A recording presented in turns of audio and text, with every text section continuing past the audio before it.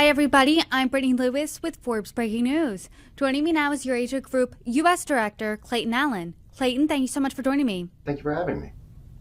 We are less than 2 days out of a horrific weekend. This weekend, we saw President Trump survive an assassination attempt against him at a political rally in Pennsylvania. What is your reaction to the events and how it unfolded? Sure, I think that there are two ways to look at this. The first is from sort of a macro view. What does this mean for U.S. politics? What does this suggest about polarization and division in our country? And then there's also the more immediate question of mechanically, what does this mean for the presidential race? I think the answer from a macro sense is negative in every sense of the word. This is the symptom or a symptom of the polarization which has gripped our country over the last 10 years, and a signal that that polarization is only deepening. It's only getting worse. This is the first assassination attempt against a president or a presidential candidate since 1981, former president, I should say, since 1981. And that alone, I think, puts into perspective exactly how extraordinary and how negative this weekend's events really were. Mechanically, this strengthens President Trump's position in the race. His base of support is now very solid. It's hard to see how President Biden can make up lost ground against him easily. It's hard to see how President Trump's base of support can erode significantly from here, absent some other major change in the race. President Biden also is more secure. This has overshadowed calls on him to drop out from other Democrats. It means that those calls are probably going to lead to nothing. We expect that Biden does indeed stay in the race after this event. Clayton, to your point, it's really no secret that temperatures politically in this country are really at a boiling point in this election season. As you mentioned, this was the first assassination attempt of a presidential candidate since 1981. So how did this happen? How did we get here? So we got here largely because we've seen in this country each side move to its own partisan corner. And we don't know the motivation of the shooter. We don't know what his intention was beyond harming President Trump. But I think it's not out of the realm of possibility to say that this was politically motivated. At a basic level, the increasing polarization in our country and the sort of omnipresent nature of politicians means that they're targets for attacks that could be motivated by any number of factors. So I think there's a multitude of reasons why this event occurred. Political polarization and the increasingly divisive way that most people in the U.S. view politicians and politics in general certainly contributed to it. I want to talk a little bit about the response. Both sides called on unity, called to tamp down temperatures, but some Republicans blamed Democrats and their call that President Trump is a threat to democracy as a type of rhetoric pointing that this is to blame. Also, the New Republic's cover earlier this month, the magazine cover, showed Donald Trump as Hitler.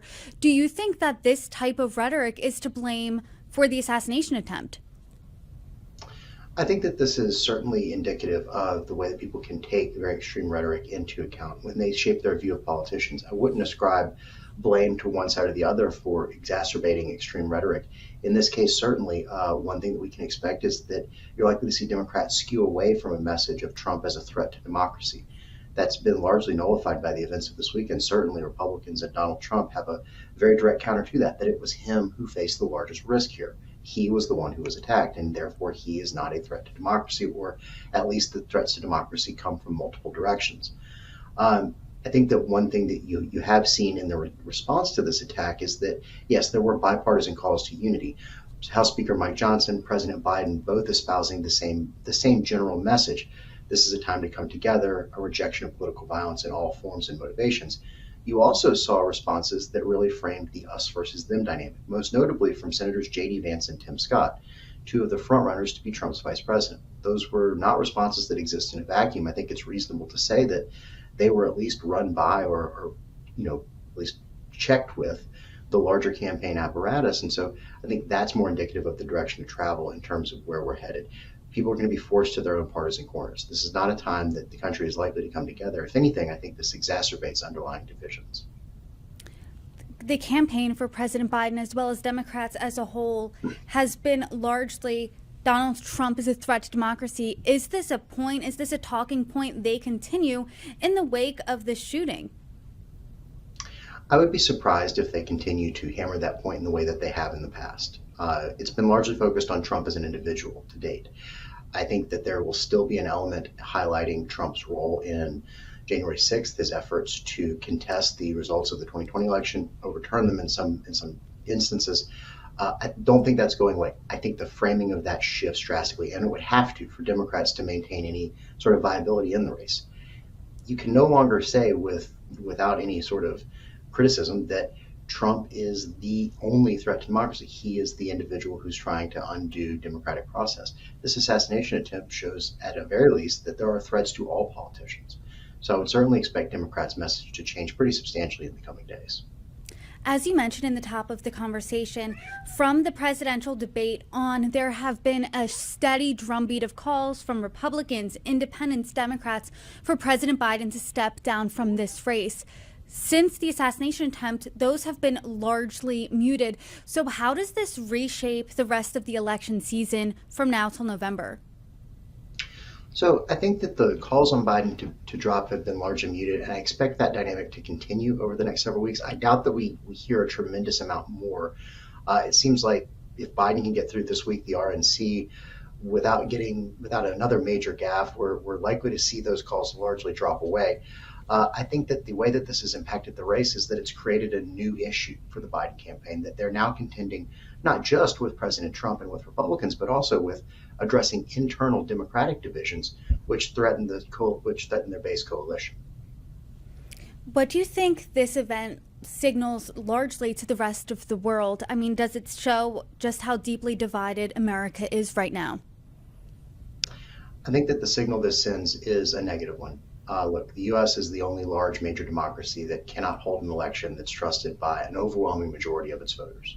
No matter who wins in November, there's going to be a large contingent of Americans who view the results of this election as illegitimate.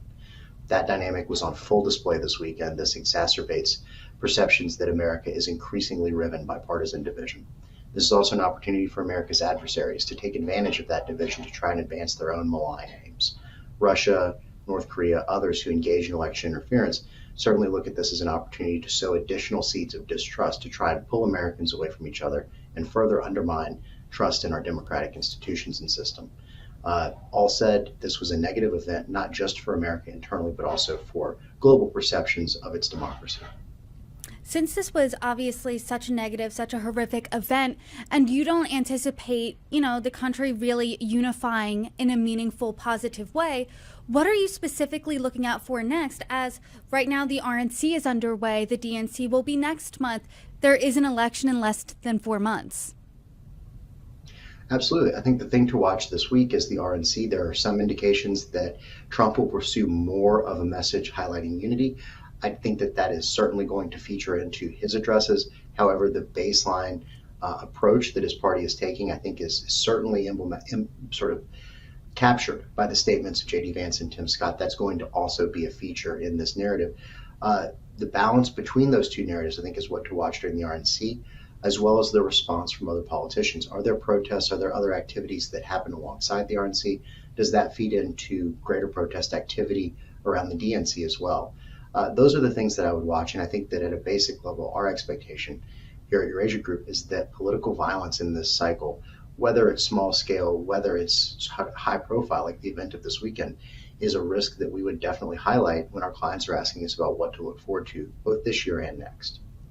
I know that President Trump is saying that he wants to show a message of unity. He said that he ripped up his past RNC speech, is now going to have one that has more of a unifying message. But when J.D. Vance tweets something like this, the central premise of the Biden campaign is that President Donald Trump is an authoritarian fascist who must be stopped at all costs. That rhetoric led directly to President Trump's attempted assassination.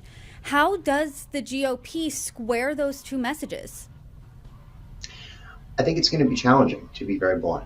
I think the Trump statement that he's ripped up his RNC speech, that he's going to pursue a statement of increasing unity, that's very emblematic of Trump's skill as a politician. He is ultimately adaptable. We've seen that time and time again from 2015 until today.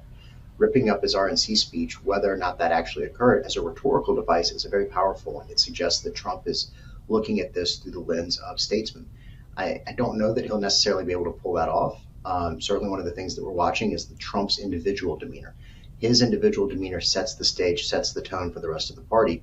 Vance's comment, I think, is reflective of what you're going to hear from a lot of down ballot Republicans, a lot of people who are pushing sort of the traditional Trump campaign message. And I do expect that that's going to continue to feature very heavily in the overall Republican message this week.